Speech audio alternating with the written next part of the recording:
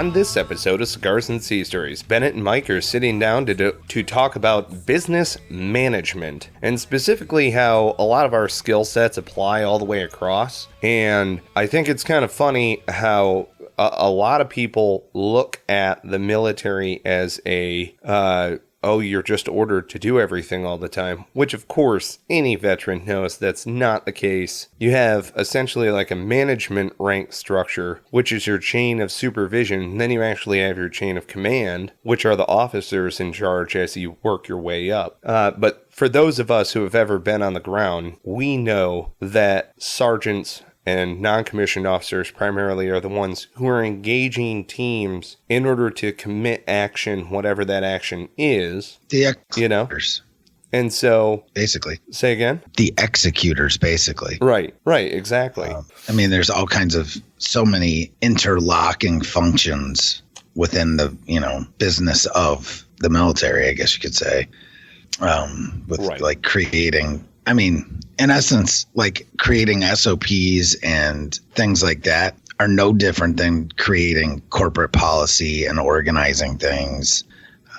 Right. And this is something that we inherently are all taught in the military, especially especially in leadership positions, even as little as, team leader. Right. Period.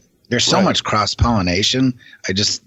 And I know we both struggle to get guys and gals to understand that they've got all the management skills. They've been taught all the management skills that they ever need. Absolutely. They just have to look at them. Like I said, corporate policy and organizing is developing SOPs and just ways to do things. You do that with, every time you go on a movement to contact, anytime. Planning, controlling, directing resources and organizing resources.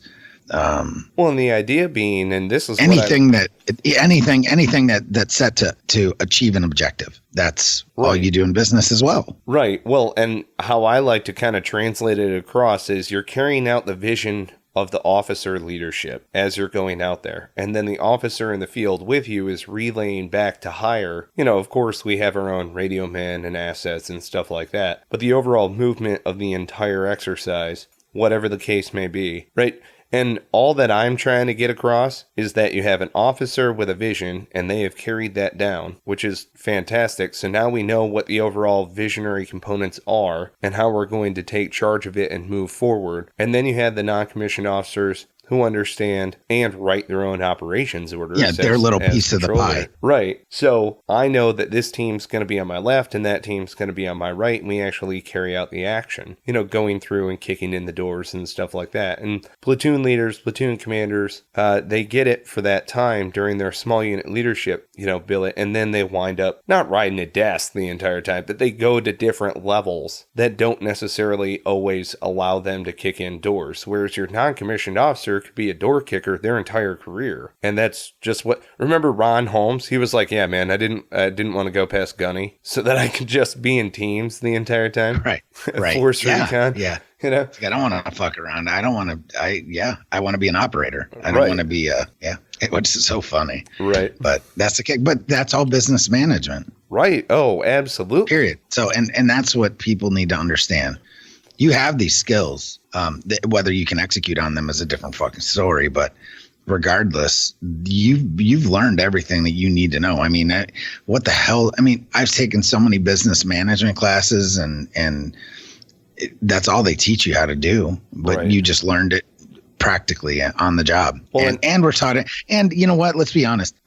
The leadership courses, if you take a step back and look at them, like corporal's course or sergeant's course, or in the Army, you've got primary leadership and development, or now it's called warrior, whatever the hell it's called. But at the end of the day, they're teaching you some good knowledge. You know what I mean? Yeah. You just have to absorb it. As much as you say, oh, it's fucking gay and stupid as shit.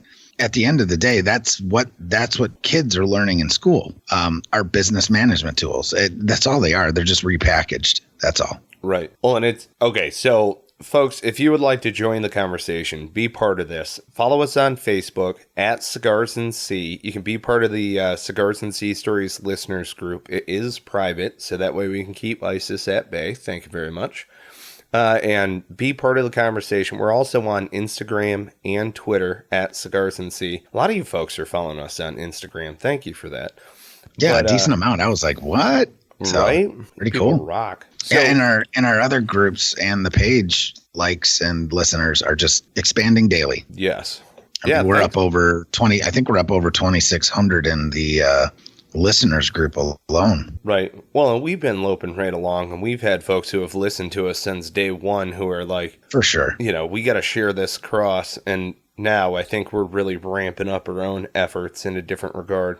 It's funny because it all ties into business management. I mean, it's one of those things to where when you're an entrepreneur, you have to wear multiple hats. That's what everybody always says, right? You've got like 9 hats that you've got to wear.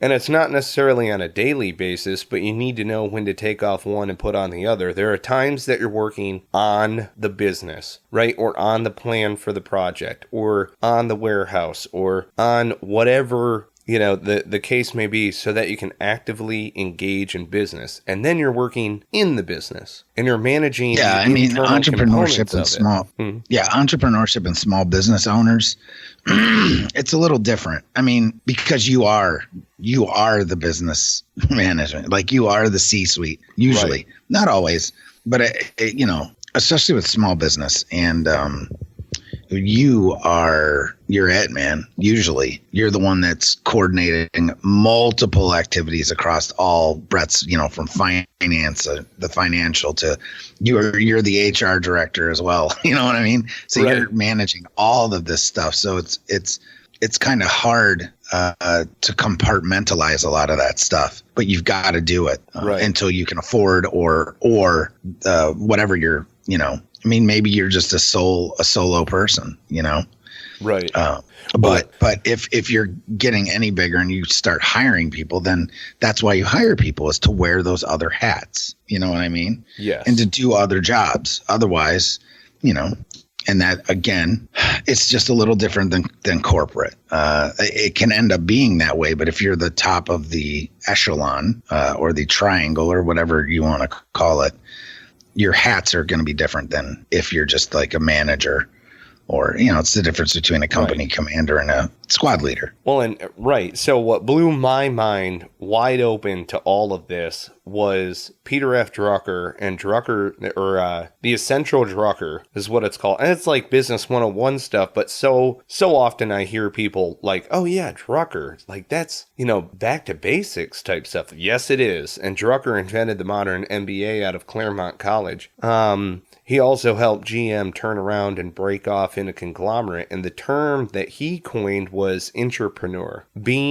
Yes, for sure. Being entrepreneurial within the ranks of a larger organization, which is something that's highly sought after in a lot of big companies that are out there, because they're constantly trying to diversify and get into other markets and so on and so forth. So it's being an entrepreneur with a greater structure. You have a greater corporate structure that provides admin and logistics, command and signal. They've already got, payroll and HR and everything else set up, but now they want to break off and create this other company. And specifically, I'll give you a case in point, Monsanto, right? They're running a startup out of the Frontier building in Research Triangle Park. Well, I had the opportunity to sit down and speak with some of these folks. None of them are veterans, but I wanted to understand kind of what their model was. And it's exactly that. Monsanto runs the admin and logistics side and any of the sustainability for the long term, once they achieve that threshold. But they're willing to invest enough money to hit break even and potentially make some coin off what this startup is doing. Whereas at the same time, they're not sharing in the liability. So if the startup winds up doing whatever, but they're all Monsanto folks.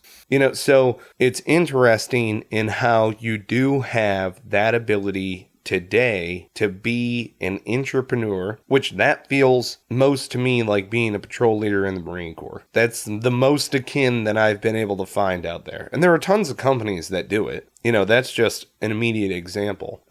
Whereas when you're an entrepreneur and you're looking to grow something yourself, I mean, let's face it, a lot of entrepreneurs are looking to grow their organization into a larger corporate let's say entity. I won't even go so far as to say corporation. That's too broad. Just you're going to put it into a large, like you would like to go public, or maybe you would like to have just a crazy huge company that still remains private, but you want to swing with the big dogs. I mean, that's going corporate, right? And so how are you going to maintain innovation while you're growing through that status? I mean, my God, Amazon's doing it right now. They just bought Whole Foods. Can you imagine? I hope that they do. Yeah, no kidding. I hope they do prepared food delivery. Well, they're starting to do a also open like static brick and mortar bookstores. Yeah. But they're all like automated. They're doing the same thing with grocery stores too. Like they've got a couple test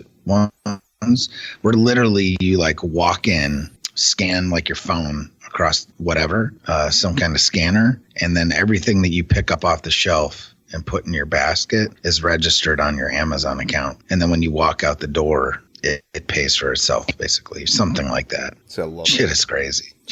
See, and you still so about Drucker, though, I'm laughing. I just wanted to step back on him. Leave it to a German to freaking... Well, he's Austrian. He's Austrian. But leave it to an Austrian economist, basically, to get our American management framework all set up, right? Right. I just laugh at that. It's kind of funny. Well, right. And what I think is kind of ironic about it, because I've read on Drucker as a man probably more than I've read on his philosophy. Well, I shouldn't say that. It's probably pretty well balanced, but I wanted to research him as an individual. And I mean, this is just me and my opinion. I think that Drucker would not necessarily like the way that a lot of universities have taken the MBA program and gone with it, because it does create rigidity rather than, sure. And he was very keen on entrepreneurship, on breaking up and decentralizing a lot of things to where you do have a centralized vision, but then you have separate components that are functioning on their own. You spread across risk, you mitigate failure, and if you have the ability to break up like that. Now, the flip side to that coin is, well, you can monopolize. And so diversity is the key. At least that's my understanding of it.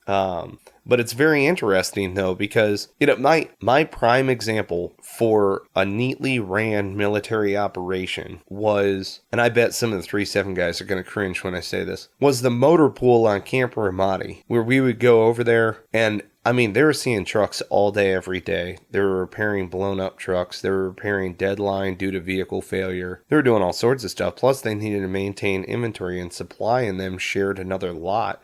And it was very interesting seeing how all of those Marines interacted with one another, and the staff sergeant who was in there, and I will not share his name, but he was one of those dudes where you're like, is this fucker bipolar? And then you start picking up on his nuances. No, he just wanted to run like a well-organized shop, so he was a little anal retentive about that. But if you don't know where your tools are, you're not going to be fast. So it's like, you've got to put your shit away. You've got to, so he was managing the motor pool and keeping it just lockstep. And say what you will, we could drop a truck off, go to Chow, come back from Chow, and that truck would be done. I mean, that's pretty badass. And we would even say, hey, can we pick up some to-go trays for you as part of our payment, so to speak? You guys want anything from the PX? Sure. We're swinging through there, and why not? You can do that in modern business, or Christ, that's business development as far as I'm concerned. But watching that staff sergeant and the Marines over in the motor pool, not all of them were the sharpest tool in the shed, don't get me wrong, but that doesn't matter, because each one of them were fulfilling their given strength base at that current moment in time, and they had a manager who knew what needed to be done. And really, honestly, if you share your highest billet and your highest ability to instruct, you can go in, you can get the jargon down, you can get the entry-level training. I mean, really, management is based on people and relationships and emotional intelligence and being able to organize multiple moving components based upon their strengths so that you can honestly get the job done. Honestly, notice how I say that, because integrity plays into it as well. So you've got to be able to do like an honest, hard day's work. Not, oh, well, the job's done. No. Yeah, right. No. Is it done correctly? Not is it done right? I don't care if it was morally right or wrong what you did. I want to know whether or not the job was done correctly. Is it done correctly? Well, Actually, what's funny is I had a conversation about this with my wife this morning, talking about basically what it comes down to is and this is what the Marine Corps does so well over other services, over the Army, especially because I've seen both sides of this coin. Why does the Marine Corps work so much more efficiently than the Army, right? Mm-hmm. And what it comes down to is decentralization and simplification over the command and control model of going to war or running a business or leading. Mm-hmm. It's basically they delegate. Marines are expert delegators because they also know that the people under them, for the most part, are usually competent if they're in a leadership position. So it's so goddamn hard to get promoted in the Marines. Right. I mean, and that's the way I look at it. Now, of course, there's people rolling their eyes right now and saying, well, I had a freaking staff sergeant that sucked or what. Of course, people slip through, but in general, right. Decentralization, the simplification of, doing a job. So it's Marines are very good at, you need to assault this trench and take it, or this, whatever the objective is. And then they let the small unit folks figure out how to do it. Right. Right. There's no command and control the way that traditionally, you think it just kind of cascades. No, the general doesn't necessarily, he has the overarching idea, and this is how we're going to do this, but you need to figure out your piece of it. Right. The vision and the intent, and you correct. Need to execute. Right. And that's one of the things that, like, why to me, like guys like Peter Drucker and his philosophy meld so well with the way the Marine Corps does business, mm-hmm. that I think that's why his writings are so hit home well with us, is because he was smarter, not harder. In a lot of his thing, he talks about the knowledge of workers and how yes. companies need to tap into that. The same thing with the Marines. People have talents and they like to cultivate those, right? That's one of those things I always thought was cool about the Marine Corps. Everybody has a specialty. And they expect you to be very proficient at that. And if you can't, you're fucking shit up, Right. So it's one of those things. It's very macro, I guess is the right word, is everything has its place. Yeah. And not that we can't all do each other's jobs, but it's the decentralization of that and it's simplifying everything. Right. Because there's certain things that are inherent that you need to know and need to do. I don't have to tell you how to do everything. So the small unit leader doesn't have to be like, you need to do this, you need to do this, you need to do this at every single time. It's that flow that happens with teams, right? That you all trust and know what each other are going to do. And that's a lot of what is lacking in this day and age in corporate America. Is you don't have team meetings and people just basically, a team meeting should be a manager coming in, telling his team what needs to happen and then break. We don't need to sit here and fucking discuss it. Right. You should know what you're doing already, period. Right. That's the biggest concept. So we were talking about this in the Facebook listeners group, right? And follow our page on Facebook at Cigars and Sea. We're also on Twitter and Instagram. Be part of the conversation. And we've got the Cigars and Sea Stories listeners group. And it's funny because what is the difference? And this was one of the conversation points. It was in a thread. We can manage a lot of things, right? But really what the difference is, this is my observation, okay? What the difference is from a lot of military leaders when they come out and see what's happening on the business side of things that I've noticed is we in the military are phenomenal at debriefing and then pulling together our after action reviews in topic, discussion, and recommendation. Now, I get it. A lot of people say, hey, they're unwilling to listen to me. Well, they're not if you do it in, I don't want to say in their way or play by their rules or anything. We have a system for how we actually bring things up through our chain of command. And when you go out on patrol, you need to come together, have that meeting, break, let's go. Well, then when it's done, the action is over, we need to debrief and we need to go back through and learn our lessons right here at the lowest. And then share what happened potentially with adjacent, and maybe we can learn lessons at the next higher level. And then they call for after action, and then we can learn lessons there at the next. So as you debrief and as you compile these after actions, every level that it goes up, they should take care of what they can take care of. Topic, discussion, recommendation. Cool, we can take care of it here before it goes all the way up. And then systemic change needs to take place, right? And so that is the key, in my opinion, is... Let's say, for instance, I was going to go in and run a warehouse right now, right? We would do our morning meeting. Hey, there's this, and this. Look for X, Y, and Z. And remember, no plan survives first contact. This is a gist of what we need to get done. And these are the heavy points today.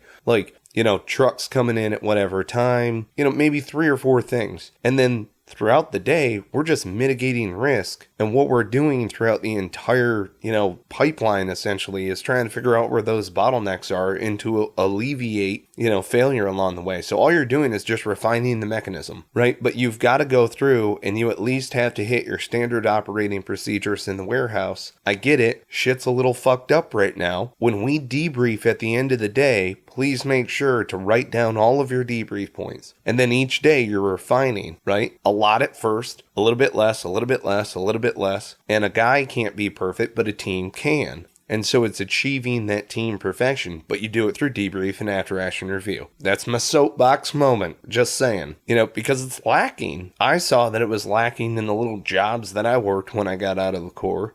Christ, it was lacking at Best Buy. They did a pretty good job.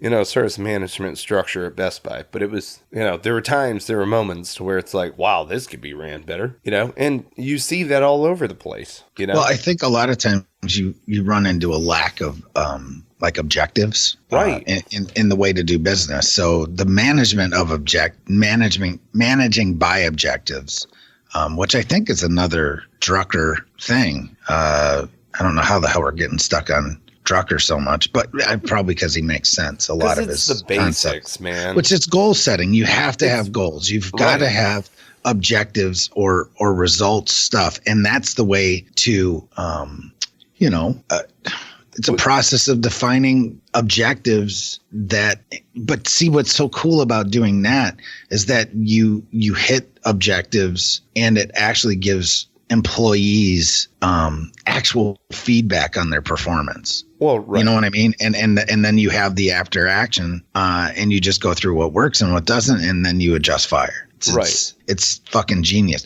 It's so simple. It's genius, It's always pace for me. You have a primary objective that you're like chipping away on throughout the day. You have an alternate objective that needs your attention, contingent, emergency, whatever the case may be. And I can give you an example. If you have 4 objectives, let's say, or one of them is kind of bullshit. It's like the knick-knack stuff. If nothing else is happening, you're going to be sweeping the floor, right? That's basically it. Right, exactly. It's the fallback position. That's like we have gone entirely doldrums. Everything else is done, right? Above that, AdSense needs to be done. So make sure that you switch out all of the price tags and do it methodically. Okay, so then above that, if anybody is on the floor, you need to make sure that you're walking around engaging with all of the customers. Yeah, or go square the area away, for fuck's sake. Right. And then above that, you're actively engaged with a customer. So your primary objective is to sell something. Let's say you're selling a TV. Right? I'll just give you an easy example at Best Buy. My primary is to sell a TV. And if no one wants to buy a TV at that moment, I'm walking around engaging with customers who would like to potentially, purchase a television. Okay, so there's no customers. What do I do when there's no customers? I walk around and I change the AdSense. I change the price tags. Okay, so I'm all done with that. There's no customers. All of the AdSense is done. I'm squaring away the entire area. I'm making sure that it looks clean. I'm laser lining. I'm organizing. Right. Everything and that's needs something, to be neat. That's something that kind of goes away in this day and age with, right. I feel like you've had where profit has taken on the primary goal, and that's not the way it should be. Your primary responsibility in business is your fucking customer, right? Because without the customer, you don't have any profit. So if you treat your customer like shit, or you don't give them a nice store to shop in, they're gonna be like, fuck you, I'm not coming back. Right. And that's something that's fallen by the wayside a lot, is, it really, let's be honest, profit is the primary goal of a lot. And you know what? Companies that are successful, their primary resource is their customers and their employees, and they know that shit. And the residual of treating them well is the profit. Right. But it's, what I always see as far as from an employee basis, and I see it everywhere, is they've been tasked with an objective, and when that objective is either complete or another objective comes in, they cannot prioritize what the objectives are. Like, hey, I need everybody over here right now. Well, I was tasked out on another objective. Well, okay, this is the emergency call kind of a deal, so all of you need to come over. The fucking Frago, let's go. Right. And so we have a situation that is breaking right now. Situation dictates that we all need to come together and do this action right now. Boom, boom, boom, boom, boom. Situation, mission, execution, and then we'll nail it. And we're constantly learning in the moment in order to make it happen. It's like, just again, I'll just circle back over to the retail side of things. Everybody said that Black Friday was the worst thing in the world. It is so fucking easy. It's insane. You want to tell me what the worst thing in the world is? Managing an entry control point in Ramadi, Iraq. That fucking sucks. That's Black Friday every goddamn day. Right. Okay? Right. Only the customers are willing to fucking blow themselves up when they come into your store. It's a little bit different. You know what I mean? And so when you see people who are freaking out over televisions, you're just like, all right, come on. I mean, really all that we've got to do is just line up boxes and get cars moving through the parking lot. I mean, we're just giving people exactly what they want. So it's really not that big of a deal. We're not. And make it so simple for them to just grab it. Right. And move on. You don't even need to talk to these fucking people. Right. At that point. And so that's everything you've done prior to that is setting it up to make their buying experience as simple as possible. Right. And who's going to do that? There you go. It's going to be the boots on the deck. Yeah, the employees, the people Well, and it's going to be command leadership who gives them just free reign to be able to do that. Like, hey, we can't readjust where all the shelves are going to be, but by God, yes, you can create a pathway where it's like TVs are going this way.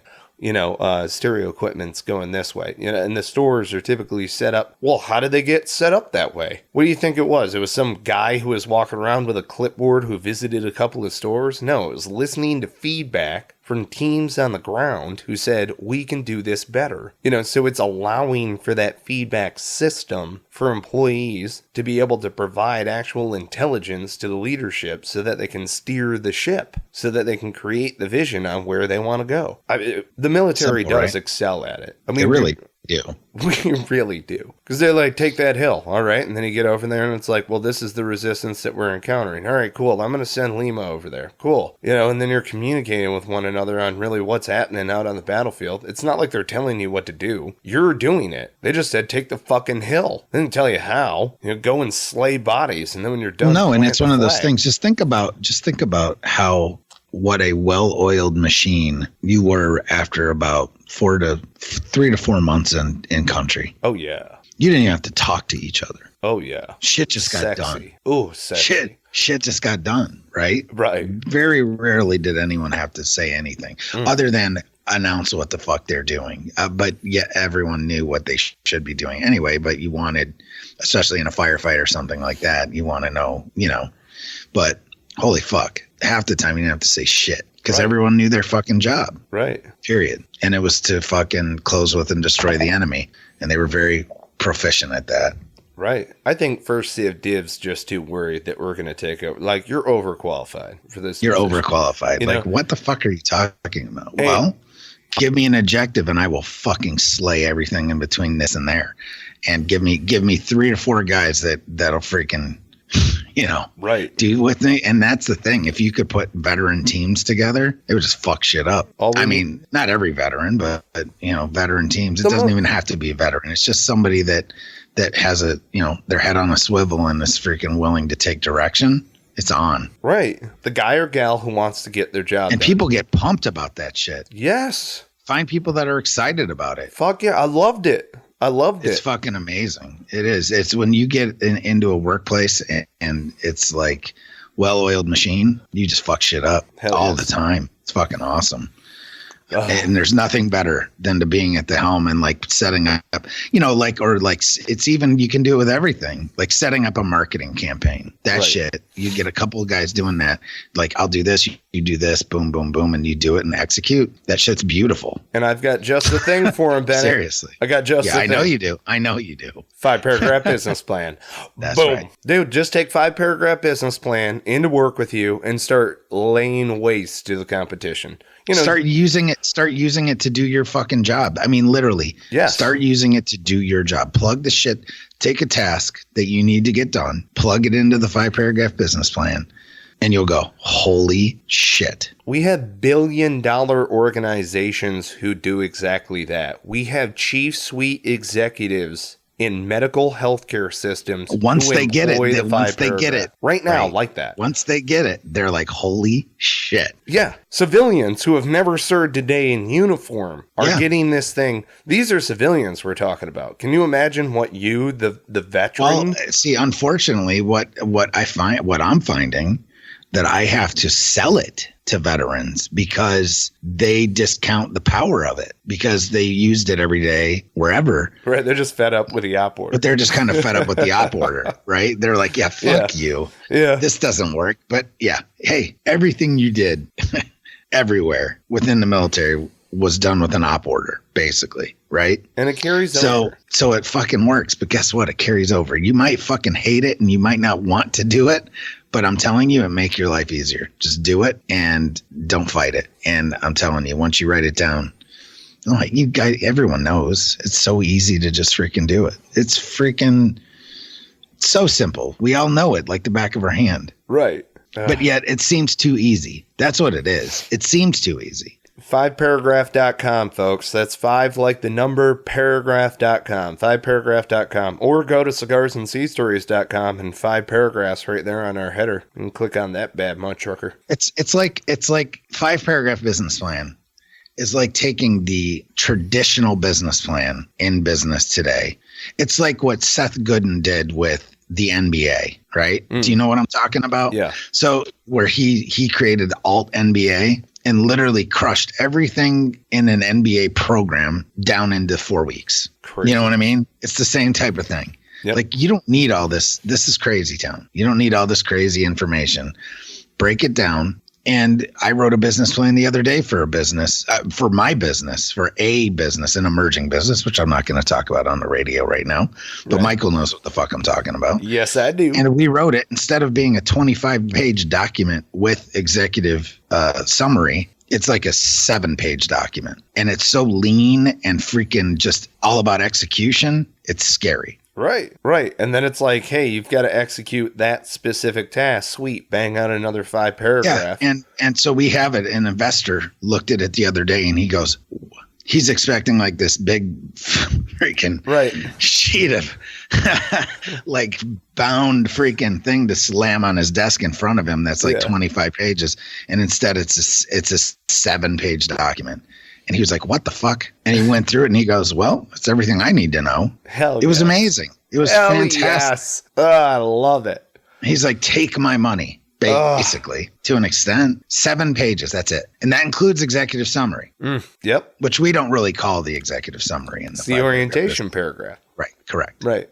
But I don't need 2 pages for an executive summary. Are you fucking kidding me? Right. Anyway. Yep. There you go, folks. You got it in you. You already know. All you got to do is learn a little bit of jargon. That's it. And it's there. 5paragraph.com.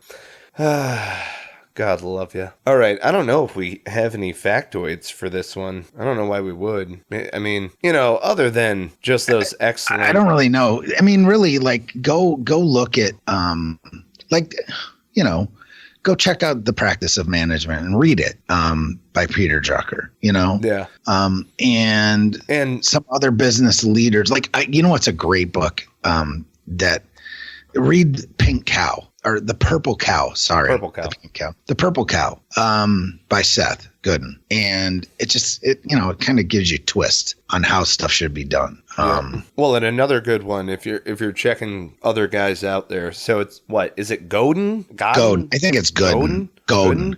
I think it's Seth Godin. You're right. And then the Essential Drucker, and I would also say Steve Blank, who's really big about getting outside the building. Right? Yeah. Creating a plan without action is useless. You're creating this lean document essentially so that you can get outside the wire and actually do something. Don't do it without gathering intelligence. Do your market research. Hit the library, make sure that you've got a market drawing. Do your recon. Do your fucking recon. Do your recon, but get the fuck outside of the building. And Steve Blank talks about that as far as he's got a, just real quick, a little anecdote, how he and a tried and true CEO went in, did a pitch, and the second they got into the car, he busted out his laptop and started changing the whole pitch. And the executive next to him, who's great at execution, was like, dude, I had that whole thing memorized. And he goes, well, yeah, but we've got to pivot. Because he noticed in the moment that there were certain things that needed to be done that were necessary for that pitch to be successful on the next go around. It's been unsuccessful in all of these locations. It's time to change it.